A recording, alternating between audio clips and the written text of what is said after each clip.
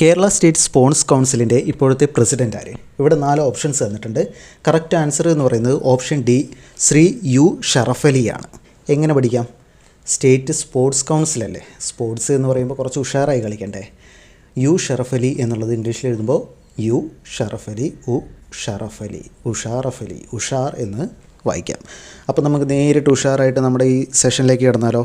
അപ്പോൾ ഈ ഒരു സെഷനിൽ നമ്മൾ ഡിസ്കസ് ചെയ്യുന്ന 2024 കുറച്ച് ഇമ്പോർട്ടൻറ്റ് കറണ്ട് അഫെയർ ആണ്. കേരള PSC ചോദിച്ചിട്ടുള്ള കുറച്ച് ഇമ്പോർട്ടൻറ്റ് വീണ്ടും റിപ്പീറ്റ് ആയി ചോദിക്കുന്ന കുറച്ച് കറണ്ട് അഫെയർ ആണ്. നമുക്ക് നേരിട്ട് സെഷനിലേക്ക് പോവാം. രണ്ടാമത്തെ ചോദ്യം, ചന്ദ്രയാൻ 3യുടെ ലാൻഡറിലെ പേലോഡുകളിൽ ഉൾപ്പെടാത്തത് ഏതാ? Option A Rambha LP, option B SHAPE, option C ChaSTE, option D ILSA. ഏതാണ്? ഓപ്ഷൻ ബി ആണ്, ഷേപ്പാണ് ഉൾപ്പെടാത്തത്. നമുക്ക് നോക്കാം. ചന്ദ്രയാൻ 3യിൽ മൊത്തം 7 പേലോഡുകളാണ് ഉൾപ്പെടുന്നത്. അപ്പോൾ നമുക്ക് ഇവിടെ ഒരു പിക്ചർ കാണാം. ഇവിടെ മൊത്തം ലാൻഡറിൽ വരുന്നത് 4 പേലോഡുകളും റോവറിൽ വരുന്നത് 2 പേലോഡും പ്രൊപ്പൽഷൻ മൊഡ്യൂളിൽ വരുന്നത് 1 പേലോഡുമാണ്. അപ്പോൾ ഒന്ന് ഓർത്ത് വെച്ചേ, എങ്ങനെ ലാൻഡറിലെ 4 പേലോഡ് പഠിക്കാം. ഇവിടെ 3 എണ്ണം ഉള്ളൂ തന്നിട്ട്, 4ാമത് നമുക്ക് പറയാം. അപ്പോൾ ലാൻഡറിലെ പേലോഡുകൾ എന്ന് പറയുന്നത്, ലാൻഡർ എന്ന് പറയുന്നത് ഏതാണ്? നമ്മുടെ വിക്രമാണ്. ലാൻഡറിൻ്റെ പേര് വിക്രം, ഓർത്ത് വയ്ക്കുക. ലാൻഡറിൻ്റെ പേര് വിക്രം. അപ്പോൾ നമ്മൾ വീണ്ടും സിനിമയിലേക്ക് പോകുന്നു. സിനിമ നടനായ വിക്രം 4 കാലിലാണ് ചന്ദ്രനിൽ കാലുകുത്തിയത്. 4 കാലിൽ ചന്ദ്രനിൽ കാലുകുത്തി വിക്രം 4 പേലോഡുകളാണുള്ളത്. ആദ്യത്തേത് രംഭ LP, രണ്ടാമത്തേത് ചേസ്റ്റ്, മൂന്നാമത്തെ ഇൽസ, 4ാമത്തെ ഒന്നുണ്ട് LRA, നാസയുടെ പേലോഡായ LRA. അപ്പോൾ നമുക്ക് എങ്ങനെ ഓർക്കാം? വിക്രം എന്ന് പറയുമ്പോൾ നമുക്ക് സിനിമ ഓർക്കാം. സിനിമയിൽ എന്താണ്? ആളൊരു ബോഡി ബിൽഡറാണ് അല്ലേ. ബോഡി ബിൽഡർ എന്ന് പറയുമ്പോൾ എന്താണ്? ചെസ്റ്റ് നമുക്ക് ഓർക്കാമല്ലോ. ചെസ്റ്റ് എന്ന് പറയുന്നത് ചേസ്റ്റ് എന്നുള്ളത് നമുക്ക് ഓർക്കാം, ചെസ്റ്റ്. അതുപോലെ എന്താണ്? ആൾ റാമ്പിൽ നിന്നിട്ട് ബോഡി കാണിക്കുന്നുണ്ടല്ലേ. അപ്പോൾ റാമ്പിൽ നിന്നുള്ളത് റാമ്പ് എന്നുള്ളത് രംഭ. അതുപോലെ അദ്ദേഹത്തിനൊരു അസുഖം വരുന്നുണ്ടല്ലോ. എന്താണ്? എന്ന് പറയുന്ന വൈറസ് ഉള്ളിൽ പോയിട്ട് ഒരു അസുഖം വരുന്നുണ്ട്. അതുകൊണ്ട് അല്ലേ, എന്ന് പറയുന്നത് ഇൽസ എന്ന് ആലോചിക്കാം. അതുപോലെ LRA എങ്ങനെ ആലോചിക്കാം? ഇതിന് ശേഷം എന്താ ഉണ്ടാകുന്നത്? പുള്ളി റിവെഞ്ച് ചെയ്യണമല്ലേ. എല്ലാവരെയും എന്താണ്? ഫ്രൈ ചെയ്യുന്നു അല്ലേ. അങ്ങനെ ആലോചിക്കാം. അപ്പോൾ 4 ഓർക്കാൻ വേണ്ടിയിട്ട് ജസ്റ്റ് ഓർത്ത് വയ്ക്കുക. എന്താണ്? വിക്രം എന്ന് പറയുന്നത് ഒരു ബോഡി ബിൽഡറാണ്. ചെസ്റ്റ് ഓർക്കുക, ചേസ്റ്റ്. അതുപോലെ റാമ്പിൽ നിന്ന് ബോഡി ഷോ കാണിക്കുന്നുണ്ടല്ലോ, അതുകൊണ്ട് രംഭ LP എന്നോർക്കുക. അസുഖം വരുന്നതുകൊണ്ട് ഇൽസ എന്നോർക്കുക. അതുപോലെ എല്ലാവരെയും എന്താണ്? അവസാനം വകവരുത്തുന്നുണ്ട് അല്ലേ. അങ്ങനെ ഓർക്കുക. പിന്നീടുള്ളത് റോവർ പേലോഡാണ്. റോവർ പേലോഡ്സ് ഏതൊക്കെ വരുന്നത്? APXA ലിപ്സ് എന്നാണ്. അപ്പോൾ ഈ റോവർ എന്ന് പറയുന്നത് ഏതാണ്? റോവർ എന്ന് പറയുന്നത് പ്രഗ്യാനാണ്. ഓർത്ത് വയ്ക്കുക, റോവറിൻ്റെ പേര് പ്രഗ്യാൻ. അപ്പോൾ പ്രഗ്യാൻ എന്ന് പറയുമ്പോൾ പ്രകൃതിയുമായിട്ടൊന്ന് കണക്ട് ചെയ്യുക അല്ലേ. പ്രകൃതിയിൽ എന്തുണ്ട്? ഉണ്ട്. എന്നുള്ളതിൽ നിന്ന് APXS എന്ന് ആലോചിക്കാം. അതുപോലെ എയ്പ്സിൻ്റെ ലിപ്സ് പിടിച്ചിരിക്കുന്നത് കണ്ടില്ലേ. ലിപ്സ് എന്നുള്ളത് ലിബ്സ് എന്നും ഓർത്ത് വയ്ക്കുക, LIBS. അപ്പോൾ റോവർ പേലോഡ് വരുന്നത് 2 എണ്ണമാണ്, APXS, LIBS. അടുത്തത് പ്രൊപ്പൽഷൻ മൊഡ്യൂൾ പേലോഡ്. പ്രൊപ്പൽഷൻ മൊഡ്യൂളിന് 1 പേലോഡാണ് വരുന്നത്. ഏതാണ്? ഷേപ്പാണ്. അപ്പോൾ ഓക്കെ അല്ലേ. ഇതാണ് ഇവിടെ ആൻസറായിട്ട് വരുന്നത്. പ്രൊപ്പൽഷൻ മൊഡ്യൂളിൻ്റെ പേലോഡായ ഷേപ്പാണ് ഇവിടെ ഉൾപ്പെടാത്തത്. അപ്പോൾ നമുക്ക് നോക്കാം. ജസ്റ്റ് ഒന്ന് അറിഞ്ഞിരിക്കാൻ വേണ്ടി മാത്രം പറയുകയാണ്. ലാൻഡർ എന്ന് പറയുന്നത് എന്താണ്? നമ്മുടെ മൂണിൽ പോയി ഇറങ്ങുന്ന ആ 4 കാലുള്ള ഒരു പേടകം കണ്ടിട്ടില്ലേ, അതാണ് ഈ ലാൻഡർ എന്ന് പറയുന്നത്. അതിന് 4 കാലാണുള്ളത്. അതുകൊണ്ട് 4 പേലോഡ് എന്നോർത്ത് വയ്ക്കുക. രംഭ, ചേസ്റ്റ്, ഇൽസ, അതുപോലെ LRA. പിന്നീട് റോവർ എന്ന് പറയുന്നത് എന്താണ്? ഈ ലാൻഡറിൻ്റെ ഡോറ് തുറന്ന് ഒരു കുഞ്ഞ് മിനി കാർ, ടോയ് കാർ പോലെ ഒരു സാധനം ഇറങ്ങി വരുന്നത് കണ്ടിട്ടില്ലേ, അതാണ് റോവർ എന്ന് പറയുന്നത് പ്രഗ്യാൻ. അതിന് 2 എണ്ണമാണ് ഉള്ളത്, APXS, LIBS ആണ്. ഓർത്ത് വയ്ക്കാൻ വേണ്ടി മാത്രം പറഞ്ഞാണ്. നമുക്കടുത്ത് നോക്കാം. ഇവിടെ സെയിം ക്വസ്റ്റ്യൻ പേപ്പറിൽ തന്നെ 6ാമത്തെ ചോദ്യം നോക്കൂ. വീണ്ടും ചന്ദ്രയാനുമായി റിലേറ്റ് ചെയ്ത ചോദ്യമാണ്. എങ്ങനെയെന്നുള്ളത് പറഞ്ഞുതരാം. അതിനു മുൻപായിട്ട് നമുക്ക് ചന്ദ്രയാൻ്റെ കുറച്ച് പോയിൻറ്റുകൾ കൂടി നോക്കാം. ചന്ദ്രയാൻ എന്നാണ് വിക്ഷേപിച്ചത്? ലോഞ്ച് ചെയ്തതെന്നാണ് ജൂലൈ 14 ചന്ദ്രയാൻ വിക്ഷേപിച്ചത്. ജൂലൈ 14. ചന്ദ്രയാൻ വിക്ഷേപിക്കുന്നത് ഒരു ജൂലൈ ആണെന്ന് ഓർക്കുക. July 14, July 14 എന്നോർക്കുക. എന്നാണ് ലാൻഡ് ചെയ്തത് ഓഗസ്റ്റ് 23. ഓഗസ്റ്റ് 23, 2023. നമുക്ക് ആ ദിവസം ഓർത്ത് വയ്ക്കാം. 2023 23 ഓഗസ്റ്റ് ഗസ്റ്റായിട്ടാണ് ചന്ദ്രയാൻ മൂണിലേക്ക് പോയത് അല്ലേ. ഓഗസ്റ്റ് ഗസ്റ്റായിട്ട് 2023 23 അവിടെ കാലുകുത്തി അല്ലെങ്കിൽ ലാൻഡ് ചെയ്തു എന്ന് ഓർക്കുക. പിന്നീട് എവിടെ നിന്നാണ് ലോഞ്ച് ചെയ്തത്? എവിടെ നിന്നാണ്? സതീഷ് ധവാൻ സ്പേസ് സെൻറ്ററിൽ നിന്നാണല്ലേ, ശ്രീഹരിക്കോട്ടയിലെ സതീഷ് ധവാൻ സ്പേസ് സെൻറ്ററിൽ നിന്നാണ് ലോഞ്ച് ചെയ്തത്. അതുപോലെ പിന്നീട് എന്താണ് നമുക്ക് പറയാനുള്ളത്? ചന്ദ്രയാൻ എന്ന് പറയുന്നത് ചന്ദ്രൻ്റെ ദക്ഷിണ ധ്രുവത്തിൽ ആദ്യമായിട്ട് സോഫ്റ്റ് ലാൻഡിങ് ചെയ്യുന്നതാണ് അല്ലേ. ചന്ദ്രയാൻ 3 എന്ന് പറയുന്നത് ദക്ഷിണ ധ്രുവത്തിൽ ആദ്യമായി സോഫ്റ്റ് ലാൻഡ് ചെയ്തതാണ്. നമുക്ക് 2 അറിയാം. ചന്ദ്രയാൻ 2 എന്ന് പറയുന്നത് സോഫ്റ്റ് ലാൻഡ് ആയിരുന്നു, അല്ല ക്രാഷ് ലാൻഡ് ആയിരുന്നു അല്ലേ. അപ്പോൾ ചന്ദ്രയാൻ്റെ അല്ലെങ്കിൽ ചന്ദ്രൻ്റെ ദക്ഷിണ ധ്രുവത്തിൽ ആദ്യമായിട്ട് സോഫ്റ്റ് ലാൻഡ് ചെയ്യുന്ന രാജ്യം ഏതാണ്? ഇന്ത്യ തന്നെയാണ്.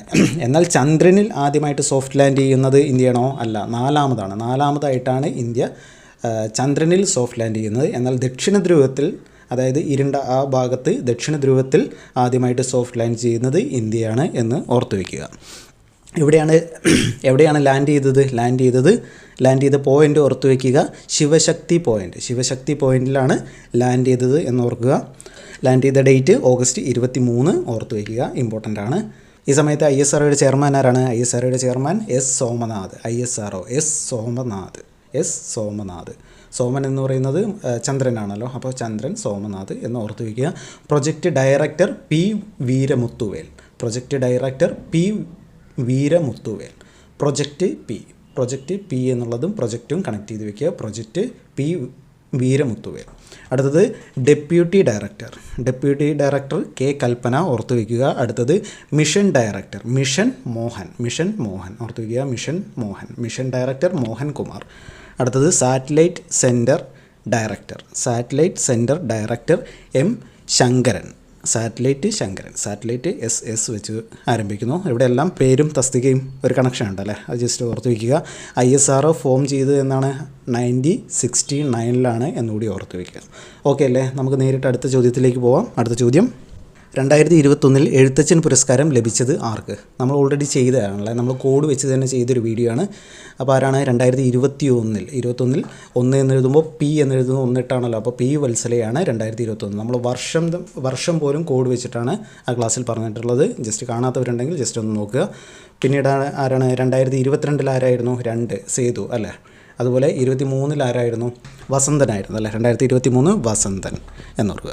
അപ്പോൾ അവാർഡ്സിൻ്റെ ഫുൾ ക്ലാസ് നമ്മുടെ ചാനലിൽ ലഭ്യമാണ്. കാണാത്തവരുണ്ടെങ്കിൽ ജസ്റ്റ് ഒന്ന് കണ്ടു നോക്കുക.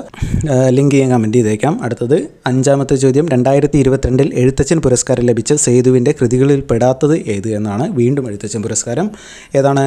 ഓപ്ഷൻ നിഴലുറങ്ങുന്ന വഴികൾ. ഓപ്ഷൻ സി നിഴലുറങ്ങുന്ന വഴികളാണ്. നിഴലുറങ്ങുന്ന വഴികൾ ആരാണ് എഴുതിയത്? P വത്സലയാണ്. അതുപോലെ പേടി സ്വപ്നങ്ങൾ, കൈമുദ്രകൾ, അടയാളങ്ങൾ എല്ലാം സേതുവിൻ്റെയാണ് അല്ലേ. നമുക്ക് എങ്ങനെ ഓർക്കാം? സേതു എന്ന് പറയുമ്പോൾ നമ്മൾ എഴുത്തച്ഛൻ പുരസ്കാരം കണക്ട് ചെയ്തിരിക്കുന്നത് എങ്ങനെയാണ്?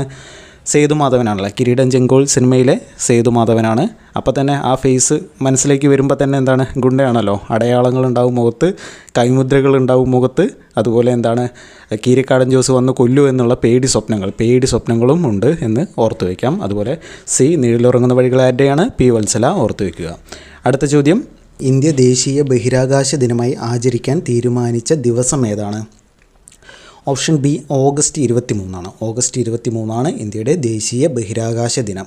ഇത് നമുക്ക് കണക്ട് ചെയ്യാൻ പറ്റുന്നത് ചന്ദ്രയാൻ 3 പറഞ്ഞപ്പോൾ നമ്മൾ പറഞ്ഞല്ലോ, ചന്ദ്രയാൻ 3 എന്നാണ് ദക്ഷിണ ധ്രുവത്തിൽ സോഫ്റ്റ് ലാൻഡ് ചെയ്തത് എന്നാണ്. ഓഗസ്റ്റ് 23 ഇതേ ദിവസം തന്നെയാണ് ഇന്ത്യ ദേശീയ ബഹിരാകാശ ദിനമായിട്ട് ആചരിക്കാൻ തീരുമാനിച്ച ദിവസം. ഇന്ത്യയാണ് ആദ്യമായിട്ട് ചന്ദ്രൻ്റെ ദക്ഷിണ ധ്രുവത്തിൽ സോഫ്റ്റ് ലാൻഡ് ചെയ്യുന്ന രാജ്യം അല്ലേ. അപ്പോൾ അതിൻ്റെ ഒരു പ്രതീകമായിട്ടാണ് ഇന്ത്യ ഈ ദിനം ദേശീയ ബഹിരാകാശ ദിനമായിട്ട് ആചരിക്കാൻ തീരുമാനിച്ചത്. ഓക്കെ അല്ലേ? അടുത്ത ചോദ്യം നോക്കാം നമുക്ക്.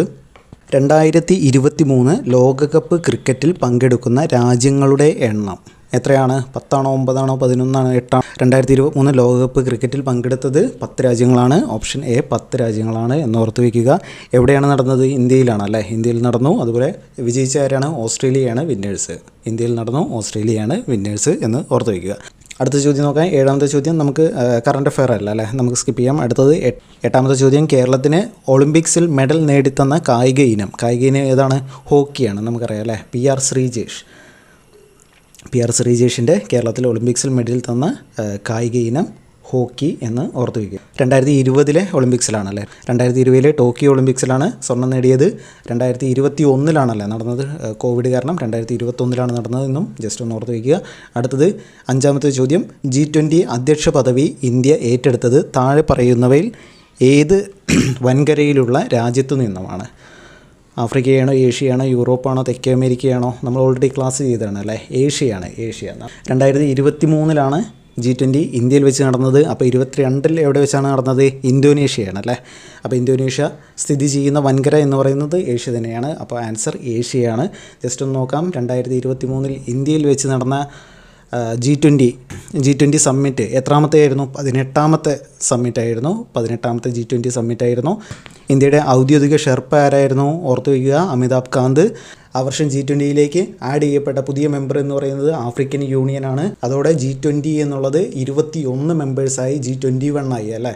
19 രാജ്യങ്ങളും യൂറോപ്യൻ യൂണിയനും ഇപ്പോൾ ആഫ്രിക്കൻ യൂണിയനും ചേർന്ന് മൊത്തം 21 മെമ്പേഴ്സായി എന്ന് ഓർത്ത് വയ്ക്കുക.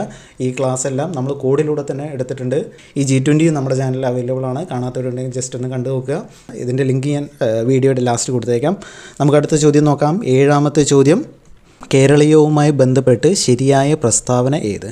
ഒന്നാമത്തെ, കേരളത്തിലെ ഏറ്റവും വലിയ ഉത്സവമാണ്.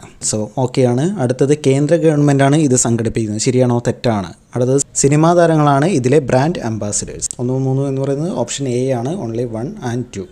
എന്തൊക്കെ ഓർത്ത് വയ്ക്കണം? കേരളീയവുമായി ജസ്റ്റ് ഓർത്ത് വയ്ക്കാൻ 2023 നവംബർ 1 മുതൽ നവംബർ 7 വരെയാണ് നടന്നത്. എവിടെ വെച്ചാണ് നടന്നത്? തിരുവനന്തപുരം ജില്ലയിലാണ് അല്ലേ.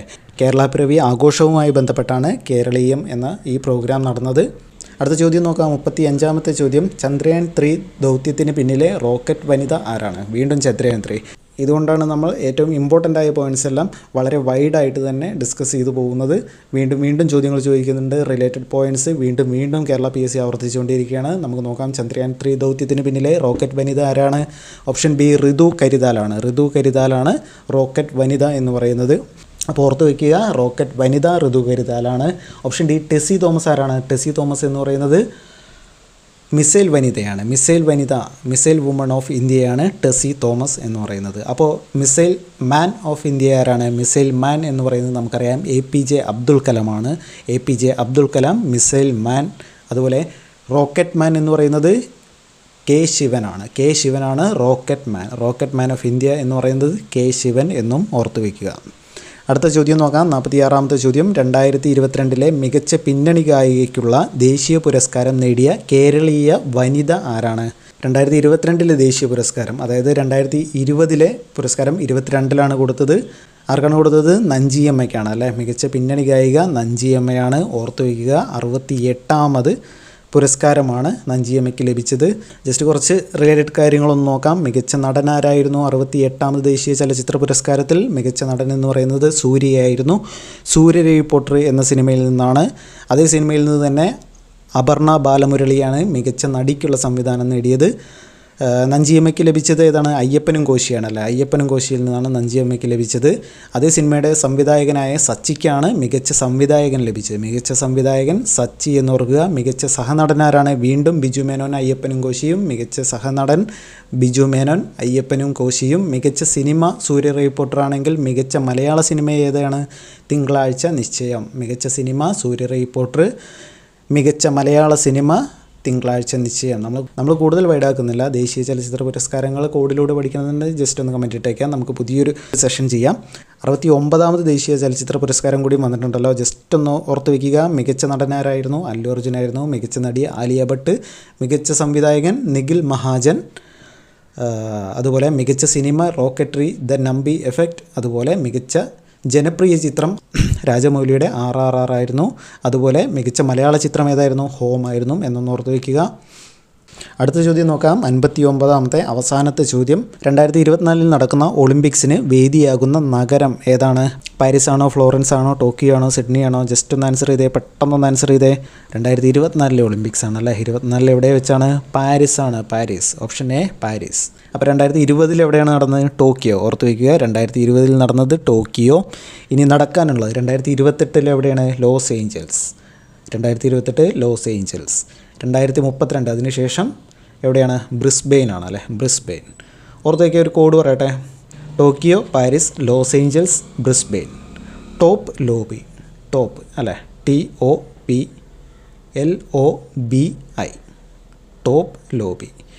ടോക്കിയോയിലെ ടോ, പാരീസിലെ P, ലോസ് ഏഞ്ചൽസിലെ LO, അതുപോലെ ബ്രിസ്ബെയിനിലെ ബിയും ഓർത്ത് വയ്ക്കുക. 2020, 24, 28, 32 ഏതാണ് സമ്മർ ഒളിമ്പിക്സ് ആണല്ലോ.